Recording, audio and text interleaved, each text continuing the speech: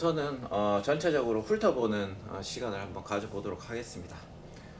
이 작품집에서 가장 인상 깊었던 작품부터 돌아가면서 한번 이야기를 해보죠. 어떤 작품을 잘 보셨는지 이야기해 보도록 하겠습니다. 박관사님. 일단 다른 선생님도 또 비슷할 것 같은데 대상 수상작인 애도의 방식 이 작품이 단연 저는 다른 작품들도 좋은 작품들이 있었지만 단연 눈에 띄는 작품이었고 도입부터 빨려 들어가는 느낌이 있었습니다. 그래서 이 미도파라는 공간에 대한 설명이라든가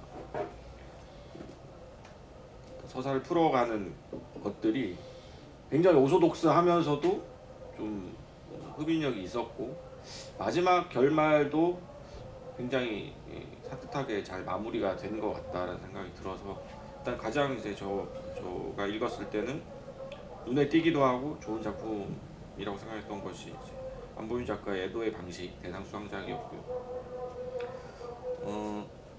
그리고 또 그 작품의 버금가게 잘 읽었던 작품이 김인숙 작가의 자작나무 숲, 그리고 또 한 가지 더 꼽자면 제 지혜 작가의 분명 너머에서였습니다. 그러니까 자작나무 숲 같은 경우에는 저는 대상 수상작이랑 거의 비슷할 정도로 괜찮게 잘 읽었습니다. 어쨌든 호더라고 불리는 물건을 수집하는 일종의 정신 질환이죠. 그걸 앓고 있는 할머니와 손녀 간의 어떤 관계에 대한 이야기인데 그것을 진부하지 않은 방식으로 그 관계들을 풀어나가고 시점을 넘나드는 장면들이 많았음에도 불구하고 그런 것들이 혼란스럽거나 엉키지 않고 비교적 끝까지 힘을 가지고 좀 밀어붙였다. 그래서 작가의 역량이 좀 돋보인 작품이었고 또 과거에 한 90년대, 2000년대 읽었던 소설들을 연상시킬 정도로 그런 어떤 정통 숙문학적인 어떤 느낌? 그런 느낌적인 느낌도 있어서 개인적으로 저는 옛날 사람이기 때문에 그런 부분 느낌들이 되게 좋게 읽었다라고 말씀드릴 수 있겠습니다. 약간 이제 심사 후기 이런 식으로 이제 약간 썰푸는 방식으로 어떻게든 어그로를 끌어보려고 말씀을 드리자면 1차 저희가 1차 독해 누구의 어그로를 끌어? 잠재적 구독자. 근데 저 구독자가 봐야 될 끌어보십시오. 그래야 끌릴 텐데. 어느 정도 어그로를 끌 수 있는지. 안 되겠네. 포기하겠습니다. 왜? 시작했으니까 해. 부담 주면 못 돼요. 1차 독해, 2차 독해 이렇게 저희가 2번 심사 과정 진행했었는데 1차 독해 때는 김인숙 작가 자작나무 숲이 저희 마음속에서는 1순위였어요. 그래서 그때 아마 이 작품이 되지 않을까? 그러니까 근데 사실 그렇게까지 확정적으로 이야기한 건 아니고 당연히 이제 그때는 2차 독해에서 저희가 최종적으로 그러니까 작품집에 수록할 작품 6작품을 뽑아놓은 상태에서 어떤 작가의 작품을 대상을 뽑을지는 당연히 논의를 안 한 상태였는데 그냥 마음속에서는 제 마음속에서도 김인숙 작가가 받지 않을까? 왜냐면 1차 독해 이야기를 할 때는 아무도 김인숙 작가 작품의 단점을 이야기하지 않았거든요. 그러니까 뭔가 다들 이 작품의 엄청난 흡입력에 진짜 빨려 들어가가지고 이거 와 장난 아닌데? 약간 진짜 다들 이런 방식으로 이야기를 했었기 때문에 이제 자작나무 숲이 되지 않을까 싶었는데 놀랍게도 2차 독해를 가니까 쓱 하고 애도의 방식이 치고 올라와가지고 결국에는 선정이 된 거죠. 그러니까 그만큼 자작나무 숲이 저희 안에서도 애도의 방식하고 약간 우열을 가리기 힘든 작품이었다. 재밌네요. 네. 근데 여기 어디 어그로 요소가 있나요? 이 말씀하신 것 중에서. 어그로를 끌겠다는 말이 어그로를 그걸 원래 어그로를 끌겠다고 해놓고 어그로를 안 이게 끄는 거지. 유튜브식 어그로잖아요. 유튜브식 어그로는 원래 관심을 끌 것처럼 하고 내 알맹이는 없잖아요. 알바노? 금지어로 지정하겠습니다. 알바노. 저희 인문교양 TV의 격식에 맞지 않네요. 격식이라는 게 있었어? 우리한테? 심진경 선생님 말씀하세요. 아니 근데 저도 이제 그 심사에 참여한 한 사람으로서 사실 처음에 이제 김인숙 작가의 자작나무 숲이 진짜 그 흡입력이 이건 이제 진짜 확 들어가는데 근데 이 작품에 저는 이제 처음에 읽었을 때도 그 후반부가 좀 되게 아쉬웠어요. 그러니까는 이게 나중에는 그 중간에 이 손녀가 그 문창과 이제 학생으로 등장을 하잖아요. 그래서 습작을 하고 습작한 거를 이제 그 강평을 다른 친구들이 이제 강평하는 그 장면이 들어오는데 약간 이 장면에서부터 좀 근데 그 작품이 자작나무 숲이었잖아요. 이 소설의 도입부고 이 소설의 내용을 이제 얘가 쓴 걸로 그렇게 설정이 되어 있고 그리고 나서 이제 후반부에 가게 되면은 그 할머니가 사실은 손녀였고 그 손녀가 할머니였고 뭐 이런 식으로 손녀와 할머니의 그 자리가 좀 약간 바뀌거나 혼란스러워지면서 그러면서 끝이 약간 모호하게 끝나거든요. 네. 근데 이제 예전에 우리가 무슨 뭐 시모 채트원이라든지 뭐 그런 사람들 있잖아요. 그 주라드 제네트 뭐 이런 식의 그런 이제 서사론 하는 사람들 거를 서사 이론을 공부하면서 이제 이런 걸 읽었을 때 이건 열린 결말이고 해석의 다층성이고 그다음 아무튼 그런 식으로 이런 방식의 소설이 갖는 장점과 미덕에 대해서 배워왔고 그리고 이러한 것들이 미학적 어떤 특장이 될 수 있다라고 생각을 했었는데 이제 되게 그동안 소설을 쭉 읽고 지금에 이르러서는 약간 이런 식의 결말이 오히려 되게 좀 뭐라 그럴까 예측 가능하다는 느낌? 그리고 그게 우리한테 뭔가를 던져주는 건 없는 것 같아요. 그러니까 이 결말조차도 사실은 작가의 이 세계에 대한 해석이고 작가의 판단이거든요. 근데 저는 이런 식의 결말을 열어놓는 것들이 요즘엔 어떻게 느껴지냐면 약간 판단의 유보, 그 다음에 그것을 해석할 수 없는 어떤 이게 자기에게 닥쳐온 어떤 이러한 문제적 상황, 현안 문제들로서 이걸 가지고 작품의 세계를 만드는 거잖아요. 근데 그거를 그러한 자기의 닥쳐온 그런 문제를 해결할 수 없는 어떤 무능 이런 것일 수도 있지 않을까라는 생각이 솔직히 들었어요. 그래서 그런 생각으로 하지만 1차 독해 때는 선생님이 이런 결말 방식이 김인숙 작가의 시그니처 같은 거다, 인장이다, 그 말씀 딱 하는 순간 나머지 사람들 다 납득했거든요. 제가 그런 얘기를 했군요. 근데 저는 솔직히 말하면 이 작품이 저한테는 원픽이었어요. 좀 압도적인 의미에서 이 작품의 유일한 흠은 이미상의 전작상보다 뒤에 주목받았다는 거. 저는 왜냐면 비슷한 결로 읽었어요. 두 작품은. 그치. 왜냐면 문창과 학생을 등장시켰을 때 이미 제가 볼 때는 이 작품은 소설에 대한 소설로 읽히더라고요. 왜냐하면 그 죽은 자는 말이 없을까는 사실은 버려진 문장들이라고 봤거든요. 그러니까 합평 때 공격받아서 버려진 문장들, 그 흩어진 문. 근데 할머니가 이 쓸데없는 거를 주워 모으는 이 이미지와 그 다음에 본인이 이 쓸데없다고 공격받아서 버렸던 문장들, 이런 것들이 제가 볼 때는 이미지로 연결이 되는데 제가 생각할 때 꽤 유리하게 연결이 됐다고 생각이 됐고, 그래서 처음과 끝에 죽은 자는 정말 말이 없을까라는 이 말은 달리 해석하면 죽은 문장은 말이 없을까로 해석이 돼요. 저는.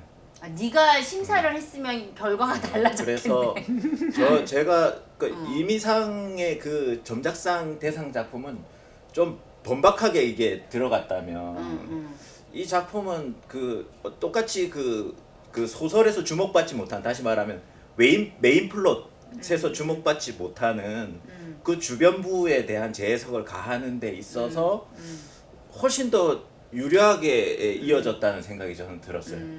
너무 노골적이지 않았거든요. 호도란 할머니를 등장하는 방식, 그 다음에 그 버려진다는 걸로 연결하는 방식, 그 다음에 할머니를 버리러 간다는 것이 뭔가 메인 플롯을 버리러 간다는 것처럼 느껴지기도 하고, 또 한편으로 할머니가 호도를 모았다는 호도로서 그 쓰레기를 모았다는 것 자체로 놓고 보면 할머니를 버리러 가는 것에 대한 의문을 제기하는 것 같은 느낌도 들고, 무엇보다도 그런 얘기가 있잖아요. 아버지가 죽은 거는 뭐 너무 장르 소설적이고 저쪽 공격을 받지만 실제로 그 할머니 그 쓰레기 더미를 치우는 과정에서 뼈가 발견이 되잖아요. 그거랑 그거를 연결시키는 지점이 분명히 있는데 그 지점을 보면서 아, 이 사람은 왜냐면 개연성에 대한 의문을 제기하거든요. 공격을 받을 때는 아버지가 거기 죽고 이런 게 말이 되냐, 이게 개연성이 있냐 이런 얘기를 막 지적을 하는데 이제 시간이 지나면 그럴 수도 있다. 그것이 개연성이다라고 소설에서 얘기를 하잖아요. 그리고 이제 할머니의 그 쓰레기 더미에서 뼈가 발견된 것이 이제 그거랑 연결이 되더라고요. 제가 볼 때는. 그래서 그러니까 개연성이라는 것, 그러니까 그런 측면에서 보면 이미상의 그 작품과 일맥상통한 측면이 있다고 봐요. 저는 소설이라는 게 꼭 메인 플롯을 향해서 갈 필요는 없고 주변부에 흩어져 있는 것들에도 주목할 필요가 있고 개연성이라는 것이 꼭 단단한 플롯에 의해서 짜여진다기보다는 그냥 서술하는 형태 그대로 이어지는 개연성도 있을 수 있다. 그 얘기로 저는 연결이 되는데 그 방식이 제가 볼 때는 훨씬 더 다층적이고 다의적으로 읽힐 수 있도록 장치를 해놨다. 그래서 저는 그러면 마지막 부분에 그 이제 할머니가 이제 죽었다는 얘기를 듣고 이 손녀가 막 그 치운다는 쓰레기집을 치운다는 얘기를 듣고 막 갔는데 경찰들이 경찰들이 제지를 하면서 할머니 할머니 여기 위험해요. 왜 이러세요? 뭐 네. 이러면서 막는 그러니까 결국은 할머니 호도 쓸데없는 문장을 모으는 할머니와 자신의 지위를 동일시하잖아요. 그 문창가를 나왔다는 그 학생의 그 지위를 동일시할 때 저는 그 혐의를 더 짙게 읽었어요. 결국은 이 사람도 호도였지 않았을까. 근데 그게 이제 결국에는 우리가 이 소설을 해석함에 있어서 안쪽 이야기와 바깥쪽 이야기의 위상의 어떻게 보면은 문제일 수 있는데, 그러니까 우리가 이 안쪽 이야기에서 사실은 강력한 매력을 느끼고 이 소설에 접근하게 된다는 거. 그러니까 처음 도입에서부터 우리가 사실 받게 되는 이 소설의 강한 흡입력은 이 매력적인 설정과 상황 속에서 유발되었다고 저는 생각을 하거든요. 그러니까 이 쓰레기 그 모으는 할머니에 대한 이야기부터가 처음에 할머니 그거를 버리러 나는 자작나무로 간다라고 이야기했을 때 그 도입과 안쪽으로 들어가서 펼쳐지게 되는 어떻게 보면 우리의 이 호기심과 의심을 자극하는 이 손녀의 시선을 따라가면서 읽게 되는데, 근데 확실히 이게 메타소설이라는 거를 확인하게 되는 거는 소설 중반에 이르러서란 말이에요. 그러고 나서 이제 메타소설의 위상이 소설 전체를 오히려 다시금 장악하면서 안쪽에 있는 이야기를 이제 재해석하게끔 만들어주는 방식으로 소설이 구성이 되어 있는데, 사실은 이제 안쪽 이야기를 기대하고 이거 안에서 서스펜스가 풀리기를 기대했던 독자들은 어떻게 보면 이제 말 그대로 아까 문창과에서 이 소설을 비난하는 사람들의 위치에 서게 되는 거죠. 근데 다른 한편으로는 또 그거를 이제 이렇게 돌려서 들어가는 메타소설의 방식이 너무 유려했기 때문에 반대로 저는 저 거부감도 느껴지는 면이 있었던 것 같아요. 그런 방식으로 본인이 굉장히 안쪽 이야기를 의도해서 구성해 놓고 바깥쪽으로 이거를 메타소설로 너무 눈구렁이 같이 빠져나가니까, 그러면은 이제 여기에 대한 우리의 의문이나 뭐 이런 것들은 사실상 소설 안에서 충족될 수 없는 거라는 걸만 확인하게 되잖아요. 마지막 결론에서도. 그러니까 지금 말하는 그 해석의 방식이 되게 문창과스럽다는 생각이 들었어요. 그래서 어떻게 보면은 해석에 적합한 텍스트? 그러니까는 근데 그것도 이미상도 원래는 그런 식으로 썼던 건데 이미상보다 훨씬 약간 매끄럽게 잘했다는 거죠. 아니 아무튼 그래서 제가 아쉬운 건 이미상보다 늦게 주목받았다는 거라는 거죠. 근데 이미상의 소설이랑 이건 다른 게, 이미상은 좀 뭐라 그럴까, 그 나름의 자기 나름의 명확한 해석이 마지막 그 장면에 있어요. 그 목욕탕 씬에서. 근데 사실 여기에서는 이 작가가 이 상황에 대한 해석이 저는 없는 것 같다는 느낌이 들었거든요.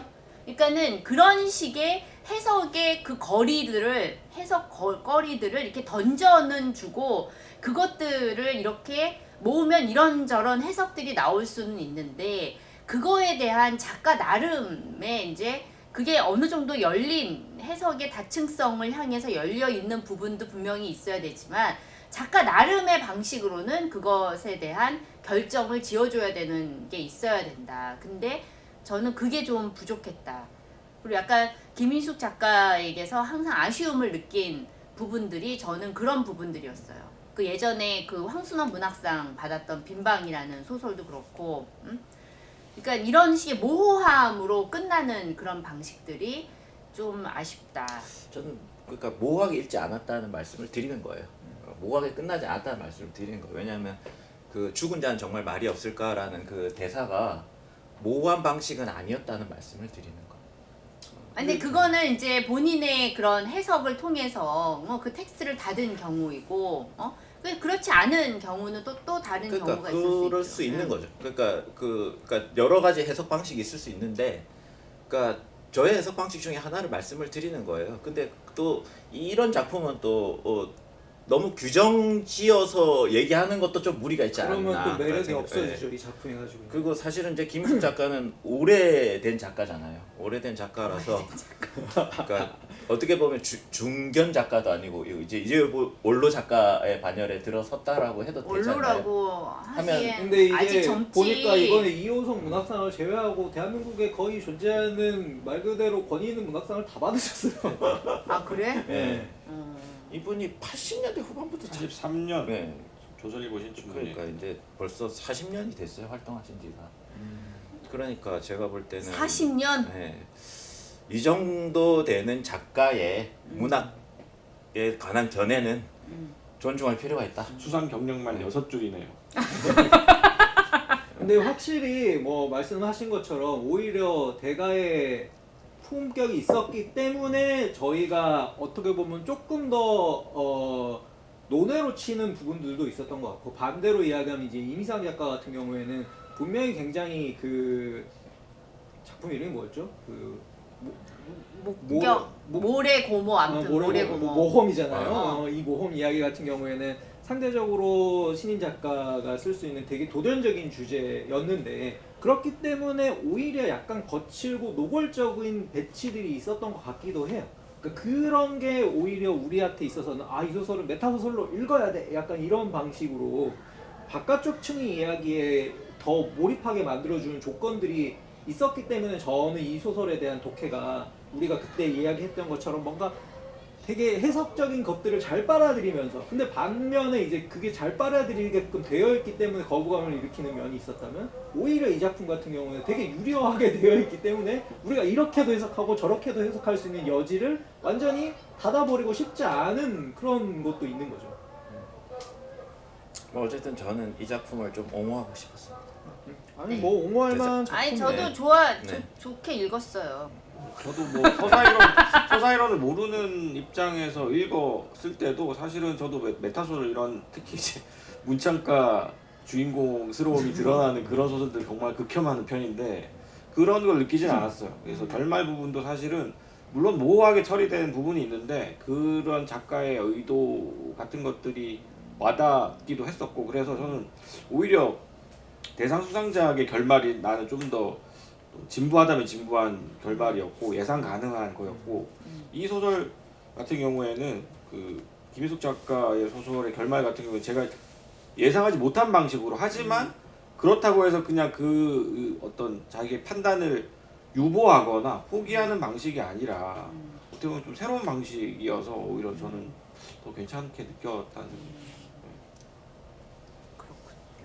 그 지혜의 북명 너머에서는 어떻게? 예, 분명 너머에서 진행도 하시고. 그러니까 왜 갑자기 아니 근데 세 작품 얘기했는데 이 작품에 네. 대해서는 언급 안 하셨을까? 그 분명 너머에서는 어디선가 읽은 듯한 그런 어떤 설정인데 읽다 보면 또 새로운 이야기였고, 그래서 그 과거에 대한 어떤 회상 같은 이야기이면서도 사실은 어떻게 보면 되게 새로운 방식으로 이 그 과거의 이야기들을 끄집어내서 잘 형상화를 하고 있다라는 생각을 했습니다. 그래서 뭐 저는 뭐 특별히 주제나 이런 부분들에 대해서 뭐 얘기할 게 많은 작품은 아닌데, 전반적으로 저는 문장이라든가 표현이라든가 그런 부분들에 있어서 굉장히 클래식하다.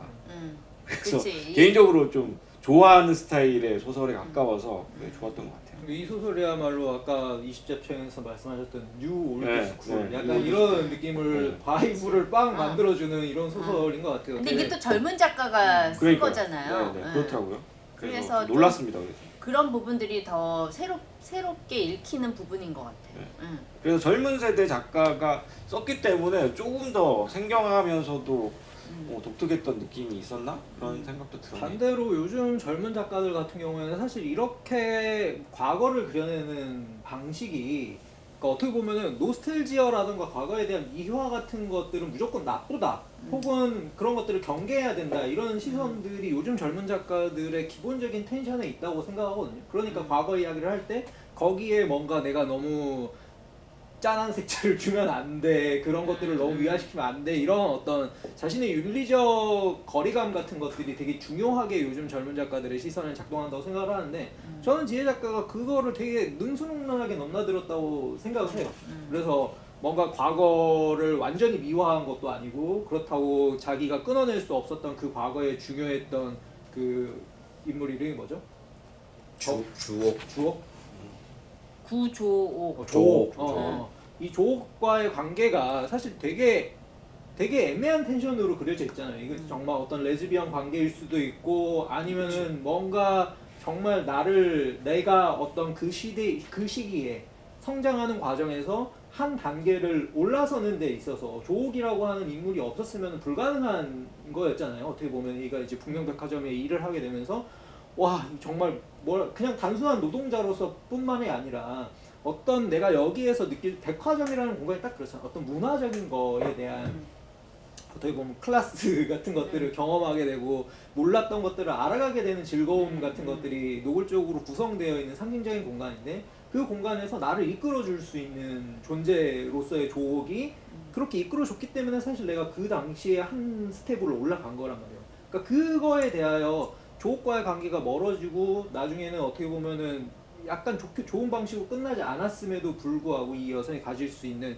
형태의 뭐 복잡한 감정을 그려내는데, 사실 이거를 그냥 단순한 과거에 대한 미화나 노스텔지어라고 말할 수 있을까라는 생각이 저는 되게 들었어요. 그래서 참 적절한 거리감과 거리감과 감각이었다, 이런 생각이 들더라고요. 그래서 젊은 작가에 대한 제가 편견을 갖고 있는 건 아닙니다만, 어쨌든 가지고 있는 것 같아요. 어떤 특정한 장소에 대한 그 감상이라든가 정서를 환기하는 방식이 굉장히 능숙하고, 그 장소성을 가지고 사물이나 어떤 그런 것들 묘사를 통해서 굉장히 스쳐 지나가던 감정들을 그때그때 지나갔던, 하지만 나중에 와서는 굉장히 이걸 설명하기도 힘든 그런 애매한 감정들을 잘 포착해냈다라는 점에서 되게 사실 쓰기 힘든 감정들을 되게 형상화를 잘 해냈고, 그 방식들이 결국은 사물들이나 장소를 굉장히 구체적이고 잘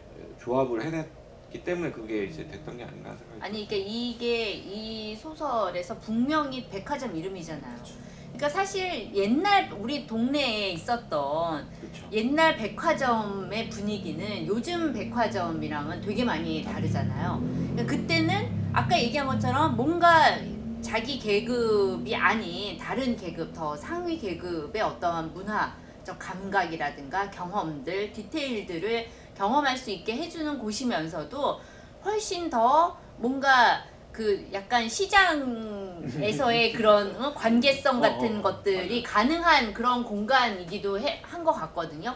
그런데 그런 장소를 선택했다는 거, 그리고 지금의 백화점이 아닌 그 옛날 백화점, 그 북명이라는 그 네이밍 자체도 어떻게 보면은 되게 좀 올드하지만 비현실적인 그런 느낌이고, 약간 뭔가 유배지 같은, 북이라는 단어가 들어가서 유배지 같은 느낌이 들기도 하고, 그래서 그 장소 설정이 진짜 탁월했다라는 생각이 들고, 거기에서 결국 그 복자?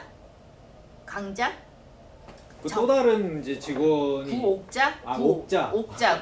그 구옥자라는 사람은 어떻게 보면은 이제 여기를 벗어나고 싶은 사람이고, 뭔가 다른 세계로 막 이렇게 담배도 피고 막 팝송도 듣고 어떤 낯선 남자들하고 이렇게 막 조옥 어울리고 구조옥 그런데 그 여자가 어떻게 보면은 성자와 조옥. 이 앞에 거기 얘가 이제 맨날 지나가면서 그 뭐지? 구덩이가 물이 이목이 이 물이 호수. 차 있는데, 사실 거기에 그 구덩이는 어떻게 보면 그게 깊지 않은 구덩이일 거란 말이야. 공사장 주변에서 만들어진 구덩이이기 때문에. 근데 얘는 그 얕은 구덩이지만 그 구덩이 안에 이무기가 있고 이제 용으로 승천하기를 기다리는 어떤 이무기가 있을 거라는 상상을 하잖아요. 나중에는 그 구덩이는 메워졌지만 그랬을 때 그런 그 조옥을 일종의 그러한 그 속에 있는, 그러나 얕겠지만 그럼에도 불구하고 깊을지도 모를 어떠한 그 공간에 이제 있는 어떠한 용이 되고 싶어하는 이무기로 상상을 하는 거죠. 그리고 그에 대한 동경은 사실 우리가 어린 시절에 갖는 나와 다른 어떤 취향과 뭐 어떤 이런 세계에 사는 사람들에 대한 동경 같은 것들을 표현을 하지만 또 그 세계로 내가 뛰어갈 수는 없는 거죠. 나는 다만 그것을 그냥 대부분의 사람들은 관찰하고 그냥 지켜보는 사람들이고, 그리고 그 안에서 이무기로 그냥 묻혀 죽든 아니면 용이 되든 그거는 다른 사람의 몫이라는 거예요. 그래서 이 주인공이 보여주는 어떠한 이 여성과의 관계와 그 다음에 그 관계가 대변하는 어떠한 세계, 이러한 것들이 발생시키는 정서, 이러한 것들이 단지 이 소설에만 있는 것이 아니라 굉장히 우리가 일상적으로도 혹은 삶의 단계에서 느끼는 어떠한 부분들이다. 그렇기 때문에 되게 공감을 많이 할 수가 있다. 개인적으로 또 이 소설이 좋았던 거는 정서의 온도라고 해야 되나 습도라고 해야 되나, 그게 제가 좋아하는 습도예요. 사실은 이런 도시의 변두리성을 드러내는 소설 속에서 보면 사실 뭐 과거에 이제 드라마 파랑새는 있다라든가 이런 서울의 달 같은 그런 드라마들 보면 감정들이 너무 질척거려요. 사람들이 어떤 따뜻한 어떤 그 변두리에 살고 있는 사람들끼리 보듬어주고 지켜보고 서로 미워하고 하는 감정들이, 물론 그것이 인간이 다들 가지고 있는 감정이고 보편성의 근간이긴 합니다만은, 그런 올드스쿨에서 보여지는 어떤 감정의 높은 온도라든가 습도가 잘 느껴지지 않고, 그럼에도 불구하고 그것이 양귀자 소설 그렇죠. 양귀자 소설도 그런 것들이 강하게 보이는데, 원미동 사람들이라든가 뭐 이런 것들에서 보이는 그 감정들이 이 소설에는 신기하게 보이지 않음에도 불구하고 그렇다고 해서 정동이 없는 게 아니라는 거예요. 그게 느껴진다는 점. 그래서 그 부분이 저는 되게 좋게 느꼈습니다. 전반 우울한 소설이죠. 근데 사실 우리의 삶 대부분이 우울하잖아요. 이 정도의 그치. 이런 낮은 텐션으로 그냥 쭉 가는 거 아니에요. 그리고 뭐 과거라는 게 사실 우리가 따뜻하게 기억하고 미화한다고 해도 뭐 얼마나 미화되고 얼마나 아름다운 추억이겠어요. 그러니까 기껏해야 되돌이켜 보면은 사실은 좋았을지도 모르지만 그 안에 복잡한 감정들이 다 뒤섞여 있는 거고, 좋은 방식으로만 끝나는 것도 아니고, 근데 그거를 영원히 붙잡고 이거에 대해서 내가 또 안 좋게 끝났으니까 안 좋은 방식으로 기억할 필요도 없는 거고, 그러니까 그런 것들을 정말 잘 그려냈고, 전 아까도 말씀드렸지만 뭔가 이 문화적 세례 같은 소재가 들어가는 게 저는 좀 최근 소설에서는 잘 없었던 재밌는 것 같아요. 왜냐면 우리가 요즘에는 지난번에 우리가 뭐 운동권 이야기 다른 책 가지고 했었을 때도 그랬지만 요즘에는 뭔가 사슴벌레 시문답 문화적 세례뿐만 아니라 어떤 정치적인 어떤 것들에 대한 견해의 이런 어떤 승계 같은 것들에 대해서 이제는 뭐 완전히 길을 쓰고 거부하는 그런 방식, 그러니까 뭔가 앞 세대를 따라가거나 뭔가 나보다 더 나은 어떤 취향이나 이런 것들을 가지고 있는 사람들에게 내가 영향을 받는다라는 것이 그 사람에게 뭔가 종속되는 것 같다라는 느낌을 주는 그런 위기감 같은 게 있는, 그러니까 제가 아까 말씀드렸던 누칼력과 알바노의 시대에 뭔가 이런 어떻게 보면 질척거릴 수밖에 없게 되는 강한 결속감 같은 것들을 끌고 들어와서 이야기해 주는 것도 저는 좀 재밌었던 것 같아요. 그 다른 작품들도 얘기 한 번씩 해보죠. 뭐 문화 취향 이야기했으니까 사회를 보시죠. 나 앞으로 사회 볼까봐. 안 됩니다. 강보라. 선생님부터 말씀해 주세요. 그러니까 좋다고 생각했던 네, 작품 좋다고 말하는 거죠. 아니 저는 이제 지금 이제 얘기한 세 작품 일단 제일 좋았고, 저는 뭐 나머지 작품들도 다 자기만의 그런 개성이 뚜렷한 그런 작품들이었다. 그리고 강보라는 생각나실지 모르겠지만 그 뭐지? 티미 안에서라고 해서 아. 2020년 신춘문예 네. 그 기억나요. 작가예요. 아, 그렇군요. 그 거의 작가가 비슷한 느낌이네요. 네, 이것도 어쨌든 그런 이제 아. 동남아시아 거기 가서 이제 요가하는 그 선생 만난다고. 아, 그 작가구나. 네. 근데 이제 이거 자체가 저는 그냥 그때도 심사할 때도 그런 얘기를 했지만 우리가 어떤 그 낯선 공간에 가서 뭔가를 하고 근데 우리가 보통 동남아시아를 갈 때의 마음가짐과 그 다음에 유럽을 갈 때의 마음가짐이 사람들이 다르잖아요. 여행 갈 때. 그런가요? 유럽은 뭔가 나는 뭔가 이 문화를 배운다. 그리고 나는 공부한다. 약간 그런 식으로 약간 선진국의 물론 요즘에는 좀 덜 할 수 있습니다. 요즘엔 덜 할 수 있는데 예전에는 그런 게 있어. 동남아시아는 약간 휴양. 그리고 거기에 동남아시아의 뭐 문화를 내가 공부한다라든가 그들의 어떤 삶의 습속 같은 것들을 내가 익힌다라는 그런 마음은 없다는 거죠. 근데 사실 어떻게 보면은 그런 식의 그 외국 여행 중에서 선택된 이 동남아시아라고 하는 그 지역이 주는 환기시키는 그런 게 있는 거죠. 그리고 어떻게 보면은 요즘에 한국 사람들한테도 그렇지만 서양 사람들한테 동남아시아는 굉장히 값싼 동네이기 때문에 배낭족들이 그냥 가서 즐겁게 돈 없이도 그냥 거기에서 어떻게 현금 조달해가지고 지낼 수 있는 그런 곳이잖아요. 근데 여기에서 두 부류가 있는 거죠. 한 부류는 어떤 가서 요가를 하고 뭔가 이제 마음 수양을 하고 이러려고 가는 그 여자 주인공이 있고 다른 한 부류는 그냥 돈 없이 그냥 거기에서 그때그때 그냥 어떤 삶을 지속하는 그러한 또 부류가 있고 약간 그 서양 배낭족 같은 그래서 이 두 부류가 거기에서 같이 이제 있고 거기서 부딪히는 그런 모습들 그리고 거기서 이 사람이 거기서는 같은 급이라기보다는 이제 같은 그 게스트하우스에서 머물면서 이렇게 있지만 사실은 그 안에 어떤 계급적 격차가 있는데 그 안에서는 그게 두드러지지 않았지만 얘가 거기 여자애가 굉장히 매력적인 그 여자애가 준 선물을 이제 가지고서는 서울에 왔는데 그것 자체가 이미 이 서울의 이 세련된 도회적인 모던한 분위기에는 어울리지 않는 어떤 것인 거예요. 그게 일종의 수비니어밖에 될 수 없는 거죠. 그래서 그걸 그냥 버리는 장면이 나오거든요. 근데 이런 것들이 예를 들면 우리가 어떤 그 여행지에 가서 그 여행지에서는 막 괜찮은 그런 어떤 물건들을 사갖고 오는데 일상에서는 이걸 들고 다닐 수 없는 뭐 하고 다닐 수 없는 그런 것들 그런 느낌 그래서 여행지에서 만난 어떠한 그런 사람과의 어떤 그 짧은 관계 그런 것들을 통해서 꽤 많은 얘기들을 해주고 있다 약간 그런 느낌을 받아서 뭐 그래서 근데 저는 좀 뭐랄까 이 작품이 좀 딜레탕트에 대한 비판으로 읽히는데 전반적으로. 그쵸. 예, 풀어가는 방식도 딜레탕트스러웠어요. 솔직히 아니 근데 얘기하면. 진짜 비판이 예. 제대로 안 됐지. 예, 그러니까 그 딜레탕트 속에 힘숨찐이 하나 있었는데 그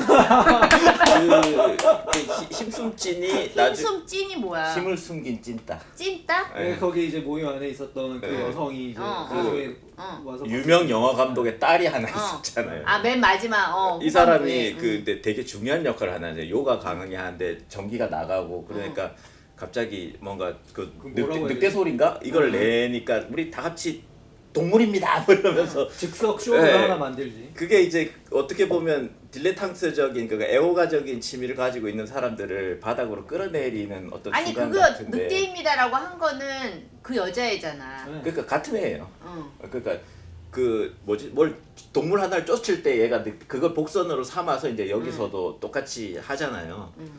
근데 그래서 이게 인식 전환이 되나라는 생각이 든 거예요. 그리고 맨 마지막 그때 또 이 여자가 무슨 공연에 갔는데 이 심숨찐이가 저기 유명 감독의 딸이고 그렇게 애호가적인 취미로서 막 이렇게 비판을 일삼던 남친이 저 작품은 괜찮네라고 얘기를 하는 거예요. 그래서 이게 딜레탕트에 대한 비판으로 읽히면서도 또 한편으로는 지극히 딜레탕트적. 그러니까 사실은 이 결국 남자애만 딱 그 경계에서 오락가락하고 있는 네. 이 제아라고 하는 여성 주인공 서수찬 자체가 기본적으로 이 경계에서 지금 자기가 몸을 던질까 말까 이러고 있는 상황이잖아요. 그래서 사실은 애도 거기에서 기본적으로는 취향에 의한 계급성, 그건 선생님은 어떻게 보면 그게 이제 동남아에 대한 우리의 시선의 영역일 수도 있고, 한편으로는 애는 자기가 거기 가서 자기는 명상하고 요가 배우러 간 건데 동시에 얘네들이 즐기자고 놀자고 하는 그 유혹 앞에서 약간 흔들리잖아요. 흔들리고 자기는 거기에서 거리를 두고 나는 너네 같은 속물주의하고는 좀 달라. 나는 좀 고급한 취향을 가지고 있는 사람이야. 너네는 모르겠지만 그게 속물이지. 약간 이 태도를 가지고 있지만, 그러면서 이제 그거를 또 서울에 있는 남자친구하고 전화통화를 통해서 끊임없이 경계를 확인하려고 하잖아요. 그러니까 봐봐 여기 이런 애들이 있어 참 웃기지? 그러면 남자친구가 아 그런 애들 뻔하지 막 이런 식으로 이야기를 해주면 이제 자기 보호를 하는 거죠. 자기가 넘어갈 수 있는 경계에 대한 위험성 같은 것들을 다시 반돌이하는, 그러니까 이런 방식으로 굴러가는 이 소설의 시선이 말씀하신 모순이 있다고 생각을 해요. 근데 저도 그런데 그게 좀 마지막 처리에서 저희도 그러니까 심사 때도 이야기가 나왔던 게, 마지막에서 그런 방식으로 굳이 그 아무튼 영화 감독 딸을 그렇게 다시 확인시켜 줘가지고 주인공의 심리적인 이 부분을 이렇게 확실하게 만들어주는 게 이 소설에서 좀 좋은 결말인가에 대한 이야기도 있었던 것 같거든요. 아니 저는 그 요가 장면에서 이미 이미 거기서 주제가 끝났다고 생각을 하거든요. 근데 그 주제를 이끌어내는 사람이 주인공이어야 하는데 그 힘숨진을 빌어서 좀 너무 쉽게 그걸 이끌어내고 있다는 생각이 들었어요. 그리고 그 뒤에 이어지는 얘기는 거기서 내가 볼 때 작가가 하고 싶은 말이 끝났는데 굳이 뒤에 뭐 사진 그 애호가 수준에 있던 그 사진 작가 한국에 오고 공연을 보고 그 이야기를 굳이 이어갈 필요가 있었을까? 저는 그런 생각이 들었어요. 약간 뒷부분이 에필로그 같은 느낌이 있긴 있고, 그 아까 사물을 버리는 그 이야기도 그렇고, 어떻게 보면 좀 주제가 마지막에 반복적으로 우리에게 다시 재전돼야 된다라는 느낌이 확실히 있긴 있어서, 확실히 저도 결말의 처리 같은 경우에는 조금 아쉬운 면이 있긴 한데, 제가 워낙에 약간 이런 소재를 좋아하는 것 같다라는 생각이 들긴 했어요. 이렇게 기본적으로 문화적 취향을 문화 권력으로 확인하고 싶어 하는, 어떻게 보면 그러니까 오늘날의 이 교양 있는 속물, 그러니까 그런 캐릭터들을 다루는 방식을 참 강고라 작가가 잘 한다. 어떻게 보면은 과거에는 이제 정의연 소설가 같은 분들이 약간 좀 중상계급의 취향이라던가 그들이 가지고 있는 속물의식 같은 것들을 드러내는 거를 정말 적나라하게 잘 했었는데, 최근에는 반대로 이야기하면 오늘날 우리가 지금 한국 소설에서 볼 수 있는 계급성의 무풍지대가 약간 이 중상계급 그리고 취향 있는 사람들의 영역인 것 같다라는 생각이 들었거든요. 근데 한편으로는 이제 소설의 계급성이라는 거는 항상 어떻게 보면은 서민 혹은 그 문화적인 동경을 가지고 있지만 계급적으로는 그러지 못한 사람들, 뭐 이런 어떤 영역에 변두리 항상 머물러 있는 것 같다라는 생각이 들었을 때, 또 강보라 작가는 그런 부분에서 신선함을 제공해주는 작가라는 생각이 있어서. 근데 예전에는 소설은 항상 비루한 자들을 위한, 혹은 비루한 자들이 소설적 재현 대상이 되었는데, 그걸 통해서 어떤 세계의 비극성이라 부조리함이라든가 뭐 이런 것들을 주로 특히 한국 소설에서는 그랬잖아요. 그런데 요즘은 그런 이제 소설적 대상이 없어진 것 같아요. 없어지고 그냥 소위 말해서 같은 계층의 사람들이 이제 소설에 등장하게 되는 거죠. 그런데 이제 그들을 재현하는 어떠한 그 방법이라든가 디테일들이 아직은 조금 충분하지 않다. 그런 생각도 들어요. 그러니까 저는 좀 끝까지 객관적인 거리를 유지했으면, 그러니까 그거에 동화되지 않고 끝까지 그냥 저것도 비판하고, 왜냐면 애호가들 다 비판하게 돼 있으니까 모든 게 삐딱하고. 네, 그러니까 그거 자체를 그냥 객관적 거리에서 보여줬더라면 이런 딜레탕트적인 뭐 많이 배운 사람들이 가지고 있는 그런 태도를 독자들이 한가름 떨어져서 바라볼 수 있었을 것 같은데, 어느 순간 그거가 이제 그 작가 그 태도, 그러니까 거리를 좀 상실했다랄까? 그 느낌이 들었어요. 마지막에 가서 그 남친이 쟤는 괜찮네 할 때 오히려 그 거리를 상실했다는 느낌이 드는 거예요. 아니 거기까지 그냥 계속 비판했으면 그렇죠. 그 속물주의가 계속 눈에 보였을 텐데 마지막에 가서 네. 그 장면 때문에 저도 읽으면서 왜 이렇게 마무리를 했을까. 결국은 문화적인 어떤 귀족주의에 굴복하는 방식으로 끝나버렸거든요. 이게 사실 되게 피에르 무르디에를 읽으면 너무 흔하게 나오는 설정이긴 해요. 그 피에르 무르디에 구별짓기 같은 데 보면 이제 프랑스의 어떤 문화적 귀족들과 속물인데 이제 되게 서민 출신인 속물들의 차이는 뭐냐 이런 약간 농담처럼 얘기를 해. 그래서 같은 영화를 보고 나왔는데 귀족들은 그 감독이 누군지도 모르고 배우 이름도 몰라. 그냥 그 캐릭터 이름만 얘기를 하면서 재밌었어? 라고 얘기하고 끝나는데 문화적인 속물이면서 서민인 애들은 일단 그 감독의 필모를 쫙 꿰고 있다는 거야. 그렇다고 요즘 오타쿠잖아요. 시네필이 이제 그 흉내를 내면서 이제 그 감독의 필모와 그 감독의 영향을 받은 사람들과 이런 사람들 쫙 깨고 있다는 거야. 그 차이다. 문화적인 귀족과 아닌 사람들의 차이는 그거다. 그러니까 귀족들은 어렸을 때부터 그런 문화적인 세례를 그냥 태어나자마자부터 쭉 받았기 때문에 컴플렉스가 없고 다른 사람한테 그 자신의 지식을 자랑할 이유도 없는, 그래서 너무나 천진난만하게 늑대 울음소리를 내고 하는 거예요. 아우 여기는. 재수없어. 거기에 대해서 거리낌이 없는데 이제 교양 속물들이고 어렸을 때는 좀 못 사는 집안에 자라서 그런 컴플렉스 갖고 있다가 이제 나중에 자기가 배우고 학력을 갖추게 되고 하면서 그걸 배운 사람, 나중에 배운 사람들은 그 컴플렉스를 메우기 위해서 엄청나게 이제 시선을 신경 쓸 수밖에 없는 난 거예요. 교양 속물인 것 같아.